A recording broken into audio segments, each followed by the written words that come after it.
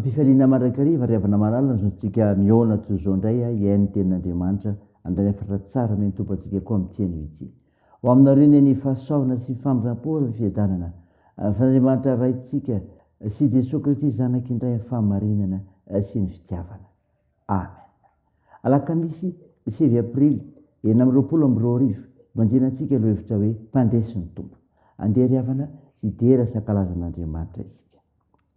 Faly arao izy ireo tamiko andeha isika ao an-trano Jehova ny tongotra efa mijoro eo anatin'ny vavahadinao ry Jerusalema dia anao ry Jerusalema tsy efa vita tahaka ny tanàna efa voalamina tsara amin'ny akaran'ny firenena dia ireo fireneny Jehova lalàna amin'Israely zany mba hisaotra ny anaran'i Jehova fa ny miseza fitsarana mipetraka dia ny seza fiandriana ny mpianakavin'i Davida mangatà fiadanana ao an Jerusalema ambinana izy tianao fiadanana eo anatin'ny mandanao fanambinana eo an-dapanao no ny rahalahiko sy ny namako naovako hoe fiadanana eo anatinao no ny trano Jehova Andriamantsika dia hitady izay hatsaranao ao. Amen.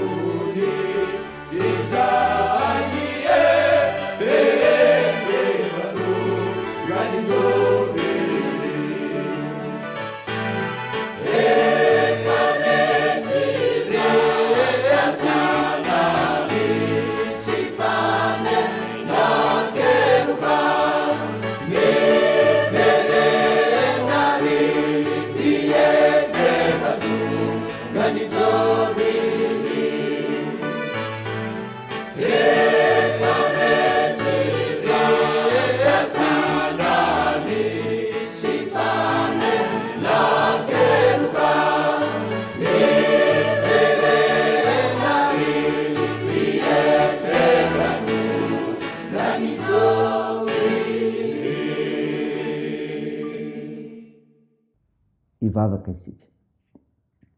Ry Andriamanitra be famindram-po, misaotra anao zay fa ny fahasoavanao nato zao anay, fa afaka mivelona amin'ny teninao, ny amin'ny finoana anao zay, mideranao zay, mankalaza, mankasitraka, mame voninahitra fa mendrika anao tokoa zany fa Andriamanitra tsy tohinao.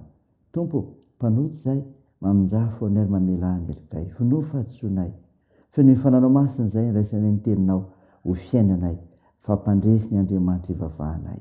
Aminaran'i Jesosy Kristy ilay mpanavitra anay, naovanay izany mivavaka izany. Amen. Ny mofinainao antsika amin'ity ity ravana malala dia hitanao amin'ny epistely voalohany soratan'i Paoly amin'ny Korintianina. Korintianina voalohany toko 5:10 manomboka ny 5:50 ka hatramin'ny 7:10. Mivaky toy izao aminaran'i Jesosy. Azo zao nolazaiko ry rahalahy, ny nofamandrà tsy mahazo mandova amin'ny fanjakan'Andriamanitra, ary ny fahalovana tsy mandova ny tsy fahalovana. Indro zava-miafina namboarako aminareo. Tsy hodimandry avokoa isika rehetra, fa vetivety toy ny indray mpimaso rehefa maneo no tropetra farany dia hovana isika rehetra. Fa tsofina ny tropetra ary maty atsangana tsy ho lo intsony ary isika hovana. Fa ty mety lo ity tsy maintsy hitafy ny tsy fahalovana, ary ity mety maty ity tsy maintsy hitafy ny tsy fahafatesana. Fa rehefa mitafy ny tsy fahalovana ity mety lo ity ary mitafy ny tsy fahafatesana ity mety maty ity, dia ho tanteraka ny teny voasoratra hoe: ny fahafatesana no resena ka levona. Ry fahafatesanao, aiza ny fandresenao? Ry fahafatesanao, aiza ny fandronanao? Fa niota ny fandronan'ny fahafatesana ary lalàna no herin'ota.